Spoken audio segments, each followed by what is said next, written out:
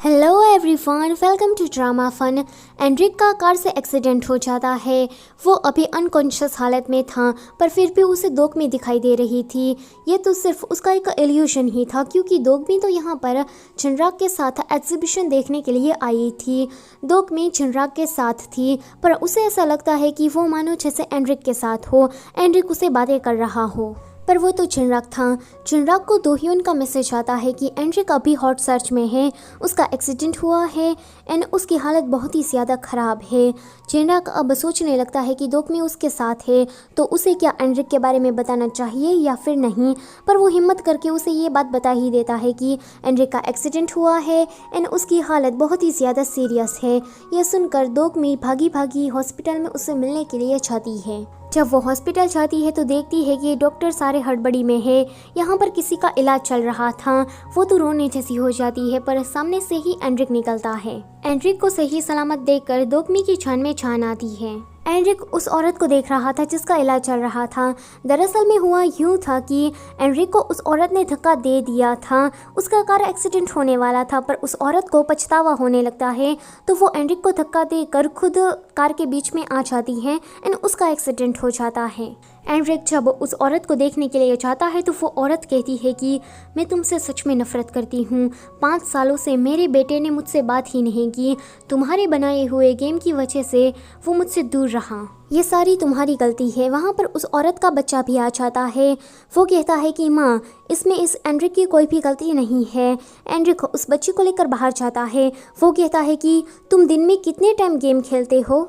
वो बच्चा चुप हो जाता है तो एंड्रिक उसे डांटने लगता है कि तुम्हें इतनी ज़्यादा भी गेम नहीं खेलनी चाहिए, तुम पागल भी हो सकते हो। तो वो बच्चा कहता है कि मुझे तुम्हारी तरह एक गेम इन्वेटर बनना है, मुझे एनिमेशन बनाना बहुत ही ज़्यादा पसंद है। दोगमी उस औरत के साथ थी। वो औरत भी अपने बेटे की ये बात सुनती है। उस औरत को पता ही नहीं था कि उसके बेटे का सपना क्या है। जब वो ये जानती है तो उसे काफ़ी दुख होता है। दूसरी ओर हम देखते हैं कि चिनराग दोहवी से कहता है कि मुझे तुम बिल्कुल भी पसंद नहीं हो, क्योंकि तुम मेरे टाइप की नहीं हो। दोहवी कहती है कि तुम कुछ ज़्यादा ही हार्श नहीं हो रहे हो। तो वो कहता है कि मुझे पता है, जब तुम पूरी तरीके से ऑनेस्ट हो जाओगी तब ही तुम मुझसे बात करने के लिए आना, तब तक नहीं। यहाँ पर दोगमी एंड्रिक को लेकर घर वापस आ रही थी। वो उसे पूछती है कि क्या तुम ठीक हो। तो एंड्रिक कहता है कि मुझे हर्ट हुआ है, मेरा दिल दुख रहा है, उस औरत ने मुझे धक्का दे दिया, पर जब मैं मरने लगा तो वो खुद सामने आ गई। उसने ऐसा क्यों किया? ये चीज़ मुझे अंदर से ही खाई जा रही है। आगे दोगमी एंड्रिक को लेकर अपने घर पर आ जाती है। आज एंड्रिक बिल्कुल चुपचाप बैठा था। दोगमी उसे हंसाने की ट्राई करती है। वो कहती है कि क्या तुम कुछ खाना चाहते हो, क्या तुम टीवी देखना चाहते हो, पर फिर भी वो कुछ नहीं बोल रहा था। तो दोगमी उसे समझाने लगती है। वो कहता है कि दोगमी, क्या तुम्हें लगता है कि मैं एक गुड पर्सन हूँ? तो वो चुप हो जाती है। एंड्रिक कहता है कि देखा, तुम्हें भी यही लगता है, मैं गुड पर्सन हूँ ही नहीं। मुझे भी ऐसा लगता है कि मैं गुड पर्सन नहीं हूँ। आज मुझे पता चल गया कि तुम इस कमरे से बाहर क्यों नहीं निकलना चाहती हो। फिर वो देखता है कि दोगमी ने तो अपना सारा सामान बांध लिया है। वो कहता है कि क्या तुम यहीं से कहीं और शिफ्ट होना चाहती हो? तो दोगमी कहती है कि नहीं, मैं तो सामान को ऑर्गेनाइज कर रही थी।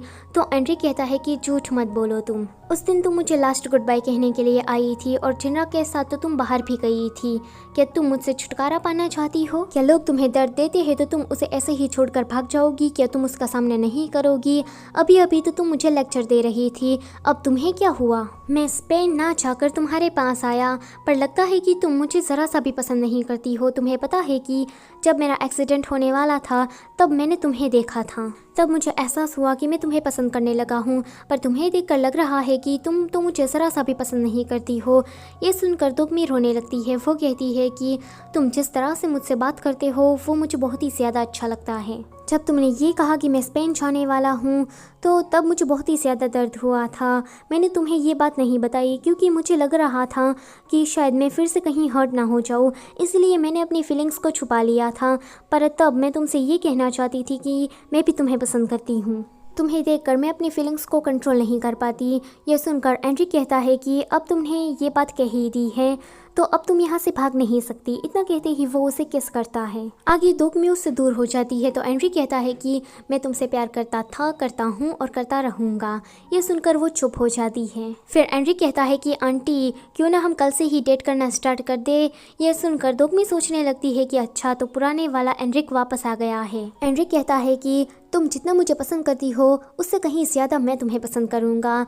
वो तो शर्माने लगती है, थ्योरी पढ़ने लगती है। तो एंड्रिक कहता है कि हम डेट करना कब से स्टार्ट कर सकते हैं। तो वो कहती है कि देखो ना रात हो गई है तो तुम यहाँ से निकलो। तो वो कहता है कि नहीं मैं तो नहीं जाऊँगा। दोकमी चुपचाप पढ़ाई करने लगती है तो वो कहता है कि देखो ना ताइजुन के घर पर टीवी अच्छा नहीं है, यहाँ पर फ्लैट टीवी है। तो दोकमी कहती है कि मैंने तो ये सुना था ना कि ताइजुन ने तुम्हें एक नया टीवी लेकर दिया है। तो वो कहता है कि अच्छा ऐसी बात है क्या। फिर से वो कहता है कि तुम मेरी एडिटर हो, मुझे कोरियन इतनी अच्छी तरीके से नहीं आती तो तुम मुझे सिखा दो। तो दोकमी कहती है कि बिल्कुल भी नहीं। तो वो रोने लगता है कि मेरा हाथ, तुम क्या ऐसे इंजर्ड इंसान को अकेला घर पर छोड़ दोगी। दोकमी वाज लाइक हे भगवान, इसका तो कुछ नहीं हो सकता। एंड्रिक कहता है कि क्या तुम मेरे साथ इतनी बड़ी ज्यादती करना चाहती हो। तो दोकमी कहती है कि जल्दी से बाहर निकलो। फिर वो वहाँ से चला जाता है पर उसके मन में यही चल रहा था कि दोकमी पहले की ही तरह बन जाए, पहले की ही तरह बाहर निकलने लगे। तो वो एक प्लान बनाता है। वो दोकमी को दोहवी से बात करने के लिए ले जाता है। दोहवी उसे कहती है कि तुम मुझसे बात क्यों नहीं करना चाहती हो, मैंने तुम्हारे साथ इतना बुरा भी क्या कर दिया है। वो जो मैंने रूमर फैलाया था इसलिए तुम मुझ पर गुस्सा हो। जिस टीचर को मैं पसंद करती थी तुम भी उसे पसंद करने लगी। तो मुझसे ये देखा नहीं गया और मैंने अपने मसीह के लिए वो रूमर फैला दिया। पर तुम चुपचाप सब कुछ सहन क्यों करती रही। तुम सबको ये बता भी तो सकती थी कि तुम विक्टिम हो। तुम इतना सफ़र करती रही, तुम्हारी वजह से पता है कि मुझे कितना सफ़र करना पड़ा। यह सुनकर दोकमी कहती है कि क्या कहा, मेरी वजह से तुम्हें सफ़र करना पड़ा। तुम्हें पता भी है क्या तुमने जो वो रूमर फैलाया था उस वजह से मेरे साथ क्या हुआ। सारे लोग मुझे इग्नोर करने लगे, तुम भी करने लगी। सभी लोग मेरी और इस नज़र से देख रहे थे मानो जैसे मैं कोई कचरा हूँ।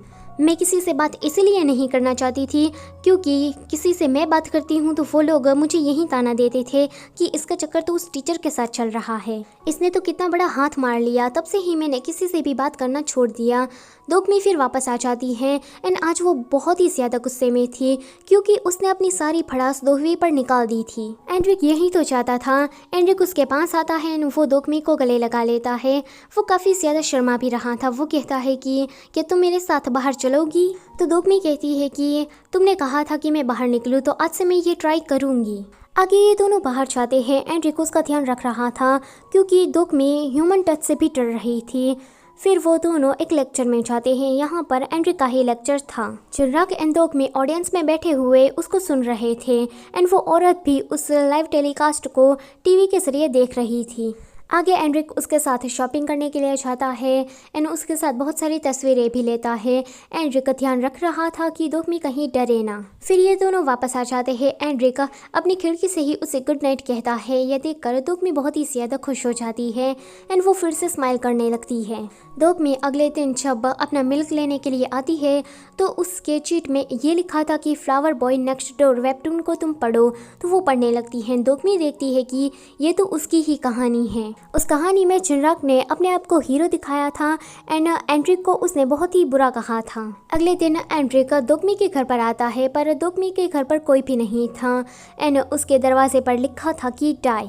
एंड्रिक तो ये देखकर घबरा जाता है। उसे लगता है कि शायद दोकमी ने सुसाइड तो नहीं कर ली है ना, या फिर उसको किसी ने मारा तो नहीं है ना। वो डिसपरेटली उसका दरवाज़ा खटखटाने लगता है। सो इसी के साथ ये वाला एपिसोड होता है यहीं पर ही ख़त्म। Don't forget to like, share and subscribe. Thank you for watching.